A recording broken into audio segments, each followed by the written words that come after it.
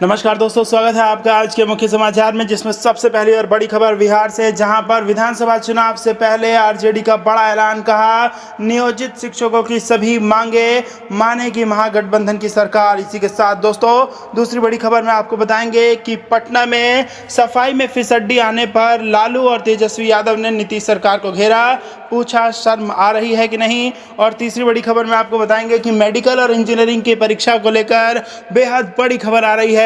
सितंबर में होने वाले परीक्षा टल सकते हैं और दिवाली बाद हो सकता है एग्जाम। जी हाँ दोस्तों, हर एक खबर की गहराई में आपको ले जाएंगे, लेकिन उससे पहले अगर आपको भी ऐसा लगता है कि कोरोना के इस माहौल में छात्रों की जान को खतरे में डालना गलत है और एग्जाम टाले जाने चाहिए, तो आप अभी इस वीडियो को लाइक कीजिए और इस लाल बटन को दबा के इस चैनल को फ्री में सब्सक्राइब करके घंटी बजाइए और कमेंट में हमें बताइए कि बिहार में किसकी सरकार बनने वाली है। रुक करते हैं दोस्तों तमाम बड़ी खबरों की तरफ। नियोजित शिक्षकों की सभी मांगे मानेगी महागठबंधन की सरकार। आरजेडी पर जेडीयू बीजेपी का पलटवार। जी हां दोस्तों, बिहार में नियोजित शिक्षकों को लेकर वर्षों से जारी सियासत अभी भी जारी है। सत्ता पक्ष और विपक्ष शिक्षकों के मुद्दे पर एक दूसरे पर जमकर हमला कर रहे हैं। ताजा मामला बिहार में विगत दिनों शिक्षकों के लिए लागू होने वाले सेवा शर्त से जुड़ा है। बता दें कि हाल ही में राज्य सरकार ने प्रदेश के नियोजित शिक्षकों को नियोजित शब्द से अलग करते हुए उन्हें सेवा शर्त से जोड़ने का ऐलान किया था। इसके बाद विपक्ष ने सरकार पर हमला बोला है। आरजेडी कह रही है कि अगर उनकी सरकार बनी तो बिना शर्त शिक्षकों की सभी मांगे मान लेंगे। आरजेडी के दो नेता इस मुद्दे पर अलग अलग तरीके से राज्य सरकार पर हमला बोल रहे हैं। पूर्व मंत्री शिवचंद्र राम कहते हैं कि अगर प्रदेश में अगली सरकार ही हमारी पार्टी आई तो हम लोग बिना शर्त इन शिक्षकों की तमाम मांगों को मान लेंगे। वहीं पूर्व मंत्री श्याम रजक कहते हैं कि राज्य सरकार शिक्षकों और दूसरे नियोजित कर्मचारियों में भेदभाव करती है, जो नहीं होना चाहिए। रुक करते हैं अगली खबर की तरफ। सफाई में पटना के सबसे फिसड्डी आने पर लालू और तेजस्वी ने नीतीश सरकार को घेरा, पूछा शर्म आ रही है। जी हां दोस्तों, रैंकिंग में देश के सबसे गंदे शहर पटना के आने के बाद लालू प्रसाद और तेजस्वी यादव नीतीश सरकार को घेर रहे हैं। पूछा है कि पटना का बुरा हाल करने में किसका हाथ है, कहीं इसका भी दोष आप आरजेडी और लालू प्रसाद को देंगे। लालू ने नीतीश सुशील को घेरा। आरजेडी सुप्रीम प्रसाद ने सफाई के मामले में पटना के सबसे नीचे आने पर सीएम नीतीश कुमार और डिप्टी सीएम सुशील कुमार मोदी को घेरा। लालू ने अपने अंदाज में कहा कि का हो नीतीश सुशील, इसका दोष हमें नहीं दोगे क्या? शर्म तो नहीं आ रही होगी इस कथित सुशासनी और विज्ञापनी सरकार के लोगों को। तेजस्वी ने दिया बधाई। तेजस्वी यादव ने भी सरकार पर जमकर निशाना साधा। फिसड्डी आने पर नीतीश कुमार को बधाई दे डाली। तेजस्वी ने कहा कि देश में पटना को गंदगी में नंबर 1 स्थान मिलने पर 15 वर्षों के माननीय मुख्यमंत्री श्री नीतीश कुमार जी को कोटि कोटि बधाई। चलिए, 15 वर्षों में कहीं तो नंबर 1 स्थान प्राप्त किया। बता दें कि स्वच्छ सर्वेक्षण 2020 की नई रैंकिंग में पटना 47वें पायदान पर है। 10 लाख से ज्यादा आबादी वाले साफ शहरों की नेशनल इंडेक्स में पटना को 47वां स्थान मिला है, जो कि सूची में सबसे अंतिम पायदान पर है। यानी कि पटना स्वच्छता के मामले में सबसे फिसड्डी शहर है। हर 3 महीने के बाद जारी होने वाले इस रैंकिंग के अंदर मध्य प्रदेश का इंदौर शहर टॉप पर है। रुक करते हैं अगली खबर की तरफ। नीट जेईई की परीक्षा को लेकर आया बड़ा अपडेट, टल सकते हैं एग्जाम्स। जी हां दोस्तों, नीट और जेईई की परीक्षाओं को लेकर सुप्रीम कोर्ट के फैसले के बाद से ही सोशल मीडिया पर काफी बवाल खड़ा हो गया था, लेकिन अब खबर है कि कोर्ट अपने फैसले में बदलाव कर सकती है। शिक्षा मंत्रालय के सूत्रों से मिली जानकारी के अनुसार नीट और जेईई मेंस 2020 प्रवेश परीक्षाएं टल सकती है। कोर्ट ने खारिज की याचिका। इससे पहले सुप्रीम कोर्ट ने सोमवार को एक बड़ा फैसला सुनाते हुए नीट और जेईई मेंस 2020 प्रवेश परीक्षाओं को टालने की याचिका खारिज कर दी थी। इसके मुताबिक 1 से 6 सितंबर को जेईई मेंस व 13 सितंबर को नीट यूजी परीक्षा तय कार्यक्रम के अनुसार ही आयोजित होती। सुप्रीम कोर्ट ने अपने फैसले में कहा था। ये न्यायमूर्ति अरुण मिश्रा, न्यायमूर्ति BR गवई और न्यायमूर्ति कृष्ण मुरारी की 3 सदस्यीय पीठ ने वीडियो कॉन्फ्रेंसिंग के माध्यम से इस मामले की सुनवाई करते हुए कहा था कि जिंदगी को कैसे रोका नहीं जा सकता, हमें सुरक्षा उपायों के साथ आगे बढ़ना होगा। छात्रों का भविष्य दांव पर नहीं लगा सकते, जिसके बाद से ही सोशल मीडिया पर छात्र अपनी नाराजगी जाहिर कर रहे थे। रुख करते हैं अगली खबर की तरफ। रोजगार मिलना तो दूर, कर्ज में डूबे प्रवासी श्रमिक वापस काम पर लौटना बनी मजबूरी। जी हां दोस्तों, कोरोना का संक्रमण तेजी से राज्य में बढ़ रहा है, लेकिन कोरोना के डर से वापस आए प्रवासी श्रमिक रफ्तार से महानगरों का रुख करने लगे हैं। अपने इलाके में काम नहीं मिलने की वजह से रोजी रोटी की समस्या हुई तो महामारी के बीच में ही उन्होंने वापसी की राह पकड़ ली। रेलवे स्टेशन से लेकर एयरपोर्ट तक वापस जाने वाले प्रवासी श्रमिकों के वापस जाने की कतार लग गई है। वेटिंग हॉल में जगह नहीं। पटना जंक्शन के वेटिंग हॉल के हालात ये हैं कि यहां तक 100 से ज़्यादा लोग ट्रेन आने का इंतजार करते देखे जाते हैं। इनमें ज़्यादातर ऐसे हैं जो काम के सिलसिले में बाहर जा रहे हैं। पटना एयरपोर्ट पर भी सैकड़ों की संख्या में कामगार इकट्ठा हैं। इनमें से कई लोग ऐसे हैं जो लॉकडाउन से पहले जिस कंपनी में काम करते थे उन्हें बुलाया है, उन्हें गाँव से गाड़ी से एयरपोर्ट बुलाया और हवाई जहाज के जरिए वापस बुला रही है। एयरपोर्ट के आसपास कंपनियों के सुपरवाइजर सक्रिय हैं जो मजदूरों के जाने की व्यवस्था कर रहे हैं। दिल्ली के आनंद विहार में श्रमिकों की भीड़, यहाँ तक कि दिल्ली के आनंद विहार बस स्टैंड पर बने रैपिड टेस्टिंग सेंटर पर भारी संख्या में बिहार के मजदूर अपना कोरोना टेस्ट के लिए कतार में खड़े मिले। उन्होंने मीडिया से बातचीत में कहा कि वो वापस दिल्ली वापसी क्यों करने को मजबूर हैं। इनका कहना है कि बिहार में कोई रोजगार नहीं है, किसी तरीके की नौकरी नहीं है तो पेट कैसा भरा जाएगा। इसके साथ ही कोरोना वायरस और बाढ़ पूरे बिहार को अपने चपेट में ले चुका है, जिसकी वजह से राशन पानी भी घर तक नहीं पहुंच पा रहा है। बाढ़ के बीच दरभंगा से वापस लौट रहे प्रवासी मजदूरों ने यहाँ तक कहा कि लोगों ने कहा 6,000 रुपये नहीं, रोजगार चाहिए। पूरा ट्रेन भरकर जा रहा है, क्या करे, पेट अपना और परिवार का पालना है। कौन बाहर परिवार छोड़ 16-16 घंटे खटना चाहता है। अगर बिहार में काम मिले तो यही परिवार के साथ रह जाएंगे। नीतीश कुमार को सोचना चाहिए, बाहर जाना कोई नहीं चाहता, सभी के दिल जल रहे हैं, सभी दिल जलाकर बाहर जा रहे हैं परिवार का पेट पालने के लिए। बक्सर में भी लोग बेहाल। बक्सर जिले में हरियाणा, गुजरात और पंजाब के अलावे कई शहरों से काम छोड़कर वापस लौटे मजदूर एक बार फिर से वापस लौट रहे हैं। रोजगार के अभाव के कारण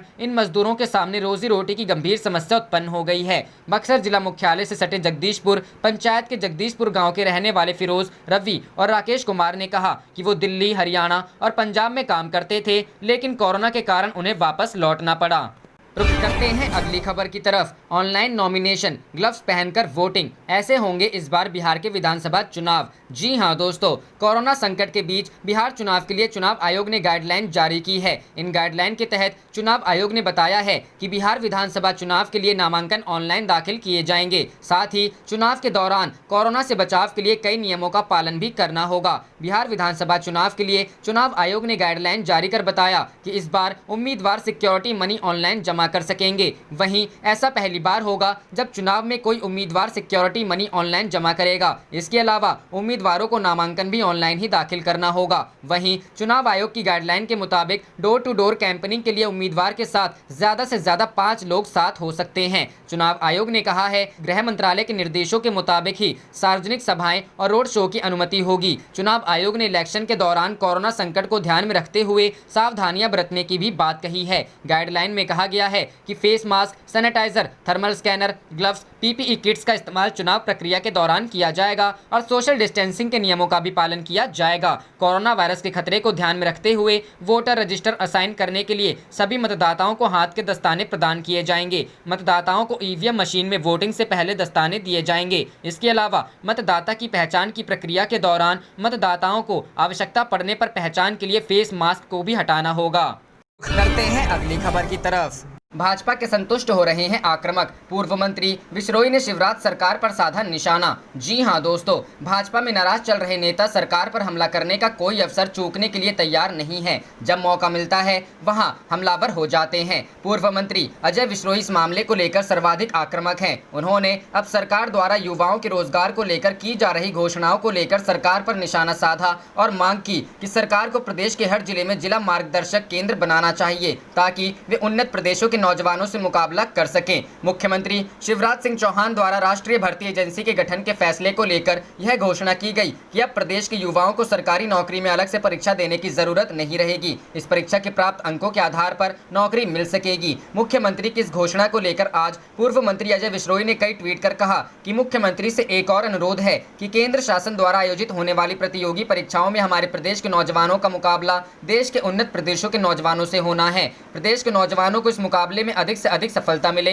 इसके लिए जिला मार्गदर्शक केंद्र स्थापित किया जाना चाहिए जिसमें बेहतर प्रशिक्षण की व्यवस्था की जानी चाहिए। पूर्व मंत्री अजय विश्रोई ने एक अन्य ट्वीट कर कहा कि प्रधानमंत्री नरेंद्र मोदी की टीम जनसाधारण से जुड़ी हर समस्या को पहचान कर उसे दूर करने में जुटी है। बेरोजगारी बड़ी समस्या और शासकीय नौकरी सबसे बड़ा आकर्षण है। हर विभाग अपनी आवश्यकता के लिए अलग अलग प्रतियोगी परीक्षाएं आयोजित ना करे।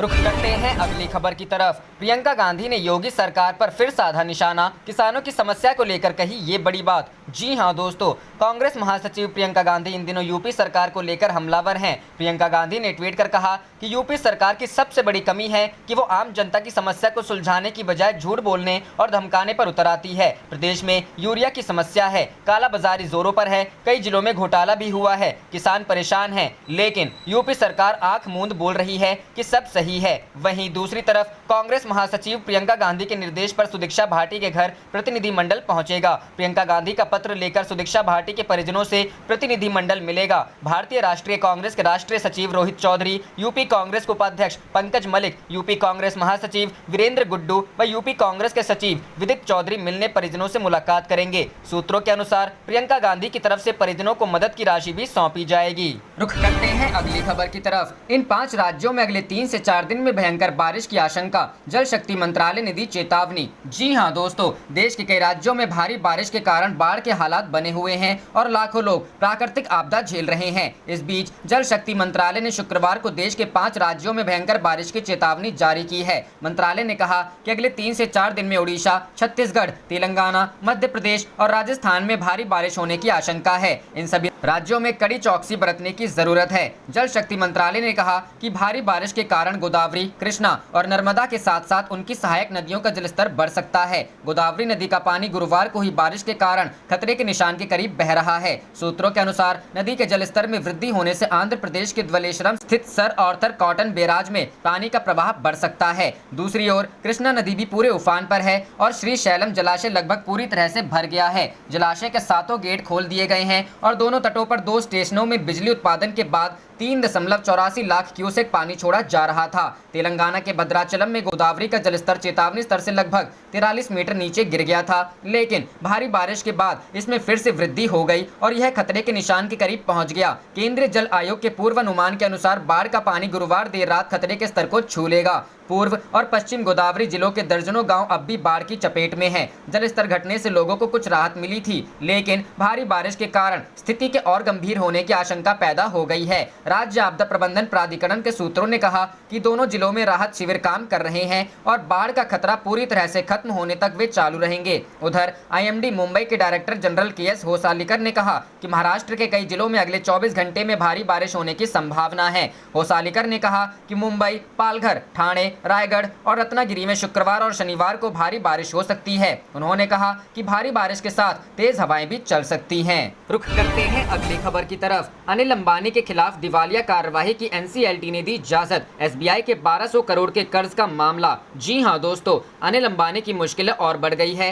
नेशनल कंपनी लॉ ट्राइब्यूनल ने अनिल अंबानी के खिलाफ दिवालिया की कार्यवाही आगे बढ़ाने की इजाजत दे दी है। भारतीय स्टेट बैंक का 1200 करोड़ रुपए का कर्ज न चुका पाने की वजह से उनके खिलाफ यह आदेश आया है। क्या है मामला? गौरतलब है कि स्टेट बैंक ने साल 2016 में अनिल अंबानी के नेतृत्व वाली कंपनियों रिलायंस कम्युनिकेशंस और रिलायंस इंफ्रास्ट्रक्चर को यह कर्ज दिए थे। अनिल अंबानी ने इन कर्जों के लिए 1200 करोड़ रुपए की पर्सनल गारंटी दी थी। अब दोनों कंपनियां बंद हो गई हैं। इसकी वजह से एसबीआई को मुंबई एनसीएलटी में अपील करनी पड़ी। बैंक ने मांग की कि दिवालिया कानून के मुताबिक अनिल अंबानी से यह रकम वसूलने की इजाजत दी जाए, क्योंकि उन्होंने इस लोन की पर्सनल गारंटी दी है। क्या है एनसीएलटी? एनसीएलटी मुंबई ने अपनी टिप्पणी में कहा, आरकॉम और आरआईटीएल दोनों ने जनवरी 2016 में लोन के भुगतान में डिफॉल्ट किया है। उनके अकाउंट को 26 अगस्त 2016 से ही नॉन परफॉर्मिंग एसेट घोषित कर दिया गया था। गौरतलब है कि साल 2019 की शुरुआत में आरकॉम ने बैंकरप्सी यानी दिवालिया होने के लिए आवेदन किया और बताया कि उसके ऊपर करीब 33,000 करोड़ रुपए का कर्ज है।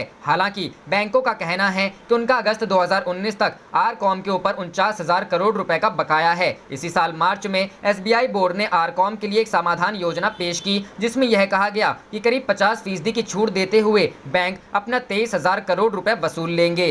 रुख करते हैं अगली खबर की तरफ। गणेशोत्सव पर महाराष्ट्र सरकार ने जारी किए दिशा निर्देश। कहा, भीड़ भाड़ से बचें। जी हां दोस्तों, महाराष्ट्र के गृह मंत्री अनिल देशमुख ने शुक्रवार को लोगों से अनुरोध किया कि शनिवार से शुरू हो रहे गणेश उत्सव को कोरोना वायरस महामारी के मद्देनजर सादगी से मनाएं और भीड़ जुटाने से बचें। एक आधिकारिक बयान में उन्होंने मुस्लिम समुदाय से भी अनुरोध किया कि महीने के अंत में पड़ने वाले मुहर्रम के दौरान भीड़ भाड़ से बचें। सरकार ने गणेशोत्सव आयोजन के लिए दिशा निर्देश भी जारी किए हैं, जिसके तहत प्रतिमा स्थापित किए जाने से पहले और विसर्जन के दौरान जुलूस नहीं निकाले जाने चाहिए। इसमें कहा गया कि इस साल सार्वजनिक मंडल और घरों पर स्थापित की जाने वाली गणेश प्रतिमाओं की ऊंचाई क्रमशः 4 फीट और 2 फीट से ज्यादा नहीं होनी चाहिए। बयान में कहा गया कि सभी मंडलों को नगर निगमों और स्थानीय प्रशासन द्वारा निर्धारित नीतियों की तर्ज पर ही मंडप स्थापित करने होंगे। बयान में देशमुख को उद्धत करते हुए कहा गया कि इस साल गणेश उत्सव सादगी से मनाया जाना चाहिए, जिससे सार्वजनिक मंडलों या लोगों द्वारा घरों पर की जा रही प्रतिमा स्थापना के दौरान सजावट को लेकर बहुत तामझाम न किया जाए। सरकार ने कहा कि लोगों को इस बार परंपरागत प्रतिमा स्थापित करने के बजाय यथासंभव धातु, संगमरमर या अन्य तत्वों से बनी प्रतिमाओं की पूजा करनी चाहिए। बयान में कहा गया कि मिट्टी या पर्यावरण अनुकूल सामग्री से बनी प्रतिमाओं को घर पर ही विसर्जित किया जाना चाहिए। बता दें कि महाराष्ट्र में कोरोना संक्रमितों की संख्या 6,43,289 है। इस समय यहां पर सक्रिय मामलों की संख्या 1,62,491 है। वहीं 4,59,124 लोग वायरस को मात देकर ठीक हो चुके हैं। यहां अब तक 21,359 लोग कोरोना की चपेट में आने के कारण अपनी जान गंवा चुके हैं। करते हैं अगली खबर की तरफ। नीतीश सरकार ने बिहार में स्वच्छता अभियान के नाम पर हजारों करोड़ रुपए का भ्रष्टाचार किया। जी हां दोस्तों, कांग्रेस के एमएलसी प्रेमचंद मिश्रा ने शुक्रवार को ट्वीट कर बिहार की नीतीश कुमार सरकार पर स्वच्छता अभियान के नाम पर हजारों करोड़ रुपए की लूट और भ्रष्टाचार किए जाने के आरोप लगाए हैं। प्रेमचंद मिश्रा ने बताया कि बिहार में नीतीश कुमार की सरकार लगातार स्वच्छता अभियान और स्मार्ट सिटी बनाने के नाम पर 3 वर्षों में हजारों करोड़ रुपए खर्च करने का दावा कर रही है। वहीं उन्होंने कहा कि लेकिन उनकी ही केंद्र सरकार ने जो स्वच्छता अभियान को लेकर रिपोर्ट जारी की है, उसमें बिहार का स्थान सबसे नीचे आया है। इसके अलावा बिहार की राजधानी पटना को 3 वर्षों से स्मार्ट सिटी बनाए जाने के लिए काम चल रहा है। इसके बावजूद भी पटना को देश के सबसे गंदे शहर के रूप में चिन्हित किया गया है। प्रेमचंद मिश्रा ने कहा कि वो भी कांग्रेस के द्वारा नहीं, भाजपा के नेतृत्व वाली केंद्र सरकार के द्वारा पटना को देश का सबसे गंदा शहर बताया गया है, जिसके अंग नीतीश कुमार भी हैं। वहीं उन्होंने कहा कि मेरा स्पष्ट रूप से मानना है कि अगर हजारों करोड़ रुपए खर्च करने के बाद भी पटना देश का सबसे गंदा शहर है। वहीं उन्होंने कहा कि स्मार्ट सिटी में शामिल पटना के अलावा भागलपुर और मुजफ्फरपुर की स्थिति तो और भी ज्यादा खराब है। इस पर उन्होंने कहा कि जवाबदेही तो बनती है। मिश्रा ने बताया कि स्वच्छता अभियान को लेकर भारत सरकार की ओर से अलग से धन भी मिलता है। वहीं स्वच्छता अभियान को लेकर प्रधानमंत्री नरेंद्र मोदी लंबी लंबी बातें करते हैं। बिहार सरकार एवं नगर विकास मंत्री स्वच्छता अभियान को लेकर 3 वर्षों में हजारों करोड़ रुपए खर्च किए जाने का दावा करते हैं।